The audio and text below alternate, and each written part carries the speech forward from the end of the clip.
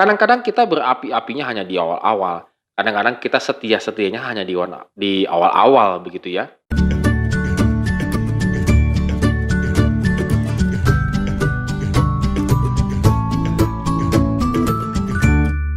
Shalom good readers, hari ini kita kembali akan merenungkan firman Tuhan. Apapun yang akan kita lakukan pada hari ini, kiranya Tuhan memberkatinya, dan kita tetap fokus kepada Tuhan, supaya apa yang kita kerjakan adalah untuk memuliakan namanya. Dan kita akan membaca dari 2 Tawarikh pasal 25 ayat 1 sampai dengan yang ke-28. Jangan setengah-setengah kalau mencintai seseorang atau mengasihi seseorang. Ya, good readers, bagi yang lagi jatuh cinta atau sedang pendekatan begitu, atau mengingat-ingat dulu zaman masa-masa pacaran, maka tidak mungkin kita bisa menjadi suami istri dan seterusnya kalau kita memiliki cinta yang setengah-setengah.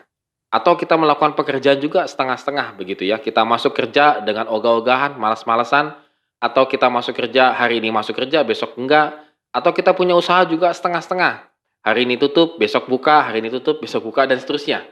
Hal-hal yang setengah-setengah itu pasti tidak akan menghasilkan hal yang maksimal. Demikian juga dengan Amasya. Amasya dicatat agak kurang baik di awal-awalnya, yaitu di ayat yang kedua. Ia melakukan apa yang benar di mata Tuhan, tetapi tidak dengan segenap hati. Nah, ini agak kontras ya.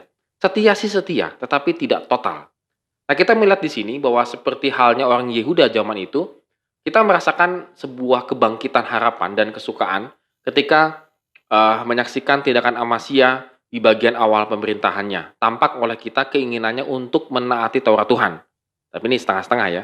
Misalnya ketika ia tidak pukul rata membalas dendam dengan menghabisi semua keluarga orang-orang yang membunuh ayahnya, karena menaati firman Tuhan yang mengatakan bahwa tanggungan atas dosa tidak diberlakukan kepada pihak-pihak yang masih berhubungan keluarga di ayat yang keempat. Jadi sepertinya dia sangat taat nih untuk taat kepada Taurat. Juga ketika ia mendengar nasihat seorang hamba Allah agar tidak membangun kekuatan dengan mengandalkan uang kepada pasukan sewaan dari Israel. Nasihat selanjutnya dari hamba Allah itu terus didengarkan dan dilaksanakan oleh Amasya di ayat ke-9 sampai dan yang ke-10. Ia bersedia kehilangan uang yang telah dibayarkannya kepada pasukan sewaan itu, meski tidak lagi memakai mereka karena keyakinan bahwa Allah sumber kuasa dan harta. Wih, keren gitu ya. Tetapi kebijakan-kebijakannya selanjutnya sungguh membuat kita menjadi cemas, bahkan kecewa. Kebijakannya yang pernah ditunjukkannya tapi tidak dilanjutkan gitu ya. Yaitu ketaatannya pada firman Allah di bagian awal masa pemerintahannya, serasa sirna dengan makin jayanya Amasya dalam berbagai medan pertempuran. Dan sesudah dia mengalahkan Edom dengan tindakan bodoh yang tidak masuk akal sehat, Amasya menjadikan dewa-dewa Edom bangsa yang dikalahkannya itu menjadi objek penyembahannya. Kemerosotan dan kemunduran akibat dosa ini berproses dengan cepatnya. Sehingga akhirnya Tuhan menghukum Amasya.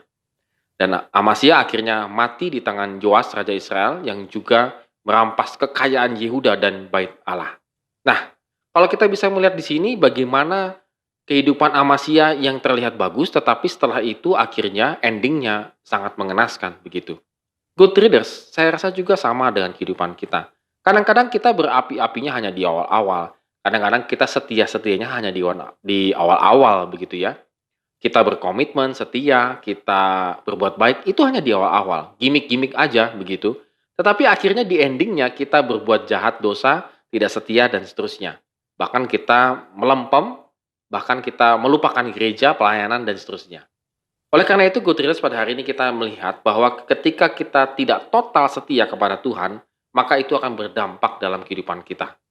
Oleh karena itu, Alkitab firman Tuhan selalu menyatakan, setialah kepada Tuhan dengan sungguh-sungguh. Apapun yang kita alami, kita harus tetap setia kepada Tuhan. Bukan karena harta, bukan karena ingin memiliki satu dan hal, tetapi karena kita tahu Tuhan sangat setia, jauh lebih setia kepada kita. Bahkan ketika kita tidak setia pun, Tuhan tetap setia. Good readers, saya rasa ini adalah kabar yang baik. Walaupun kita tidak setia membaca firman Tuhan, merenungkan firman Tuhan, apalagi melakukan firman Tuhan, Tuhan adalah Allah yang setia. Dia tetap setia. Oleh karena itu, kenapa kita tidak berusaha untuk kembali kepada Tuhan dan setia kepada Dia? Sehingga hidup kita tidak lagi setengah-setengah, tetapi hidup kita fokus full kepada Tuhan. Dan kita yakin Tuhan akan memimpin setiap langkah kehidupan kita. Amin. Have a nice day and God bless us.